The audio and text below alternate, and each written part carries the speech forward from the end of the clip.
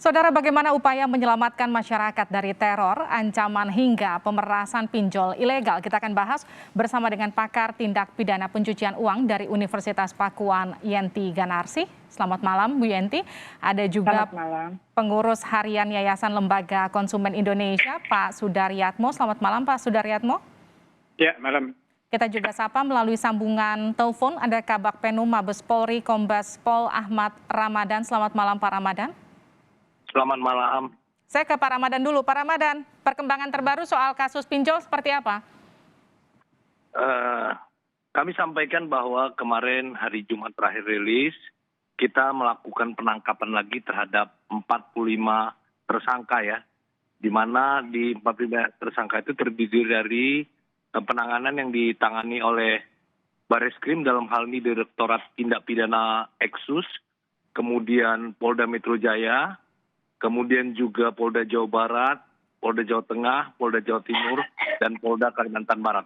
Ada 45 tersangka dari sekian tempat ya. Dan tentu ini yang tidak berhenti sampai sini, sesuai dengan instruksi Kapolri melalui Kabar Eskrim kepada jajaran, agar kita terus gencar dalam rangka pemberantasan pinjaman online ilegal ini, tentunya dalam rangka melindungi masyarakat agar tidak menjadi korban. Demikian, Mbak.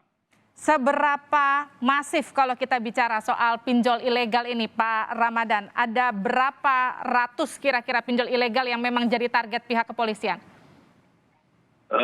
Kalau yang sudah dirilis oleh OJK maupun Kementerian Kominfo saja ada 3.800 yang di take out ya. Tentunya pinjol ilegal ini mungkin ketika di take out mungkin mengganti nama lain, tetap aja ya dia terus melakukan. Tentunya ini sangat masif ya.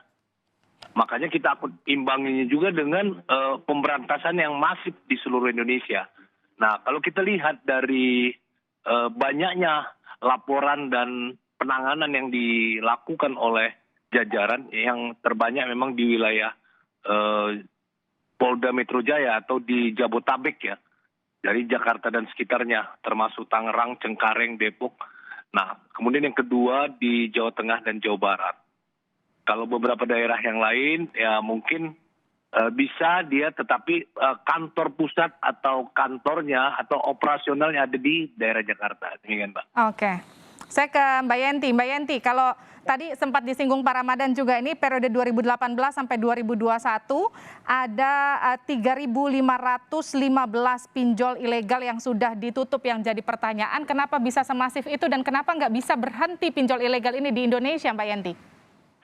Ya, ini kan sebetulnya kalau nggak salah pada awal-awal pandemik itu sudah ada. Bahkan sudah ada yang bunuh diri di sekitar Pancoran gara-gara ini ya. Jadi mungkin Pak Ramadan, mohon maaf ya, mungkin memang cyber patrolinya ini juga harus digerakkan agar ada tindakan-tindakan dari negara untuk melindungi. Selain itu juga ada edukasi kepada masyarakat. Sebetulnya fintech ini kan memang itu cepat, modern, kemudian gampang. Tetapi apakah mereka itu pada waktu melakukan perjanjiannya itu betul-betul mereka tahu bahwa kalau tidak bayar itu nanti akan begini.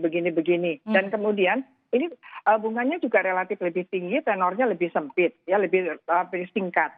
Ini saya kira mungkin Pak dari YLKI, saya kira ini memang tidak terlindungi masyarakat dengan aturan seperti ini. Mereka akhirnya terjerat. Bahkan kalau ada terlambat itu langsung 100% bunganya. Misalnya sekarang pinjam 5 juta, begitu ada keterlambatan menjadi 10 juta. Nah ini kan negara juga harus melindungi apa betul seperti ini, sementara mereka masyarakat kita mudah sekali mengaksesnya.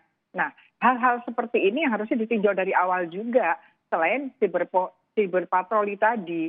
Jadi ada edukasi masyarakat, kemudian seperti saya setuju dengan Pak Mahfud tadi bahwa karena memang ini jadi pinjaman menjadi ilegal, ya nggak usah dibayar.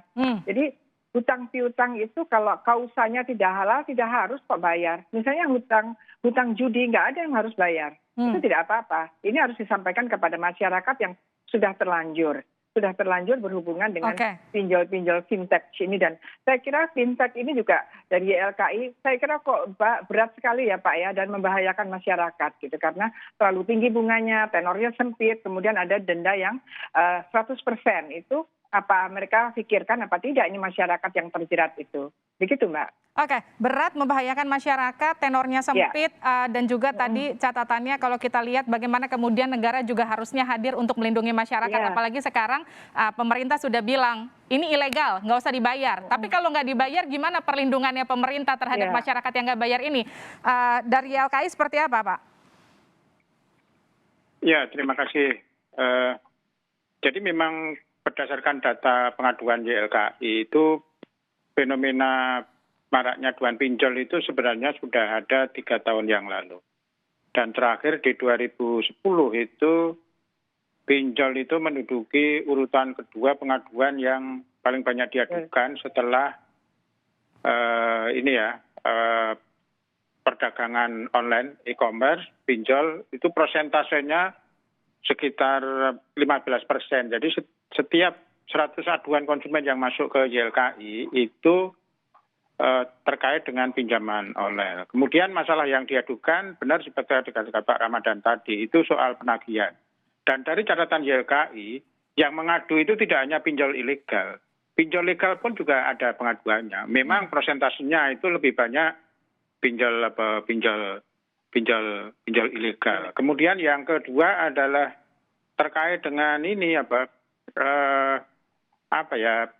unfair contractum. Jadi ketika konsumen mengakses layanan pinjol tadi, konsumen itu harus menyetujui, memberikan persetujuan terhadap isi perjanjian yang tidak fair. Salah satunya yaitu tadi memberikan persetujuan bisa mengakses data kontak yang ada di handphone konsumen. Kemudian yang ketiga adalah ini tidak adanya transparansi produk pinjol. Tidak adanya transparansi produk pinjol. Jadi tidak adanya transparansi ini kan sebenarnya untuk menutupi bahwa di dalam bisnis pinjol itu ada praktek unfair charging. Jadi konsumen dari awal itu tidak pernah tahu jenis pungutannya itu apa saja dan besarannya berapa saja. Baru ketika dia ketika dia nunggak dapat tagihan macam-macam, itu baru konsumen tahu ternyata model bisnis pinjol seperti ini. Nah, ini mestinya sebelum konsumen mengakses aplikasi tadi itu ada simulasinya gitu loh. Ada simulasinya sehingga ketika konsumen mengakses layanan pinjol dia tahu persis jenis biayanya apa saja, besarannya berapa saja, termasuk juga kalau nunggak itu aplikasi yang harus dihadapi konsumen seperti apa. Nah, ini yang jadi ada asimetris informasi di dalam praktek pinjol. Dan menurut saya memang pemerintah lebih bagus fokus ke membenahi aspek di hulunya, bagaimana mendorong transparansi produk jasa keuangan, bagaimana memastikan tidak ada unfair contractum, terus bagaimana charging-nya itu mestinya diatur secara ketat, tidak sembarang jenis charging bisa dibebankan kepada konsumen gitu. Oke, tapi kan sekarang yang juga jadi perhatian ketika pemerintah sudah menginstruksikan tidak usah bayar. Artinya mereka yang sebelum ada instruksi tidak bayar ini saja sudah diuber-uber, apalagi sekarang artinya akan makin masif orang yang tidak akan bayar pinjol ilegal ini. Apa upaya dari pihak kepolisian untuk memastikan masyarakatnya akan tetap aman dan apa juga langkah yang harus dilakukan pemerintah? Nanti kita akan bahas usai jeda di Sapa Indonesia Malam.